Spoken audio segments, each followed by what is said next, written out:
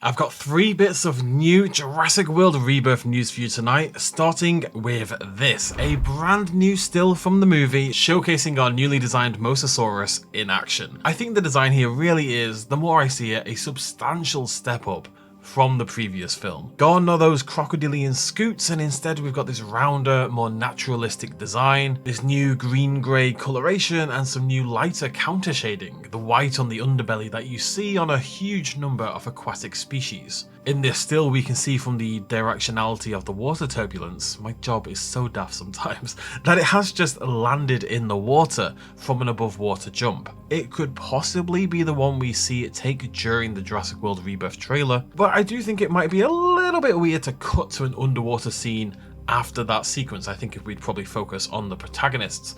And there are supposedly 2 Mosasaurus scenes in the film, so this could possibly be from the first instead. Now I've seen suggestions on Reddit that there could be scarring on the flippers, and there definitely could be. This strip here in particular doesn't really look like water caustics to me because of the linearity of it, and it's even got like a little bit of a stroke you can see there.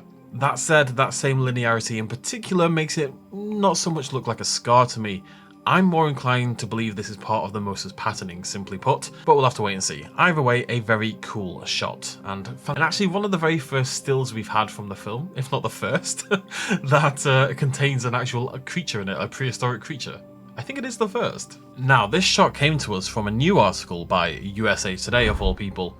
They did a piece on movies coming this summer, and they used this Mosa, this aquatic dinosaur, to quote them, as the headline image for their very brief summary. The summary, though, is a little bit interesting. Here's what they said. The latest franchise installment centers on a team including a covert agent, Scarlett Johansson, and an expert paleontologist, Jonathan Bailey, sent to the island site of the original Jurassic Park to extract dinosaur DNA for a miracle drug. There they find a shipwrecked human family and a host of extremely dangerous mutated monsters. Now, we know we can't take random journalists too seriously. We all remember the fire-breathing D-Rex fiasco, and even in this summary they say that we're returning to the island of the original Jurassic Park, which of course is not true. However, despite that, those last few words are potentially very important. A host of extremely dangerous mutated monsters.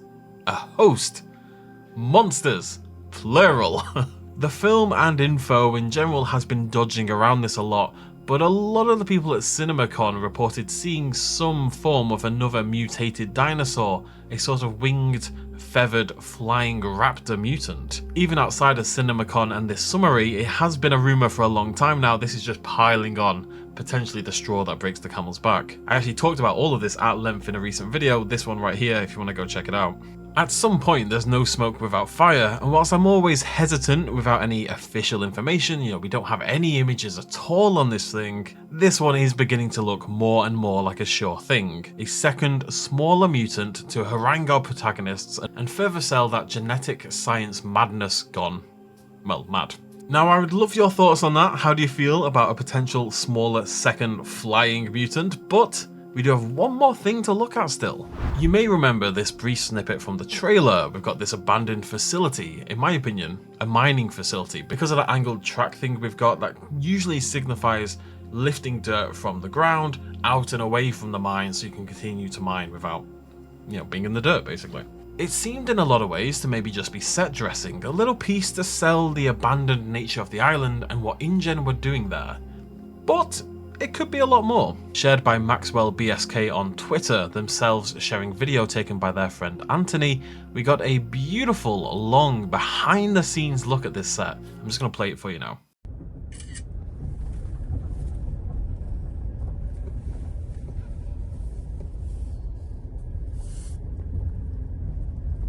What's the big lot of sand over there for? I think the mine, because they're still using it. They're not using this mine, but it's next door, but they use this too for the keeping stuff. Just right to the right. So beautiful. It just does look like something out of a movie, doesn't it? This is stunning.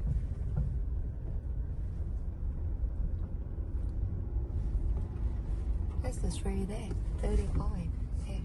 Oh, right. So she was here. Yeah. Okay, I'll have to check it out.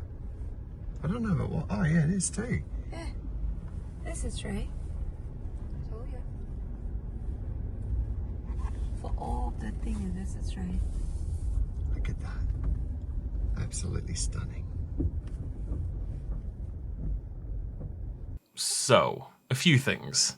For one, the setting is incredible, easily the most stunning natural landscape the Jurassic franchise has had across all the films. I think this is the best looking location they've ever used. For two, the set is far more developed than it looks to be in that snippet. It's definitely something our protagonists are going to be exploring, and in fact it's almost definitely the same set we can see Scarlett Johansson in during this clip from that recent behind the scenes promo they did. Now she's looking a little bit dirty and beat up here. It does suggest that there's an action scene that's going to take place here. Perhaps they use one of these tunnels, created by the mining operation to get out of the lab from the other side. That's kind of a theory bandying around.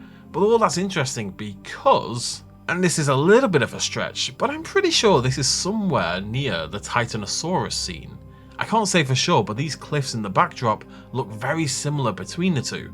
It feels like the group are going to move through these ruined facilities, probably the first structures they encounter on the island, perhaps even utilizing them as a home base sort of thing, before moving deeper into the grass and seeing their first dinosaur, the Titanosaurus.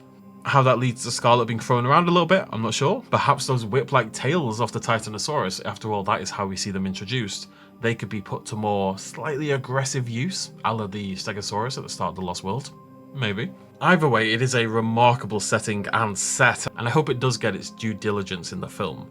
And shout out to Anthony, you're a real one. That's it from me, but we have a host of mutants, a beautiful Mosasaurus, and some fantastic behind-the-scenes footage. Let me know your thoughts on those mutants in particular in the comment section down below, and I will see you all very, very soon. Hopefully later this week for the second full trailer. It was going to be last week or this week we thought, so fingers crossed. Thank you very much for joining me. Cheers, much love as always. Bye bye.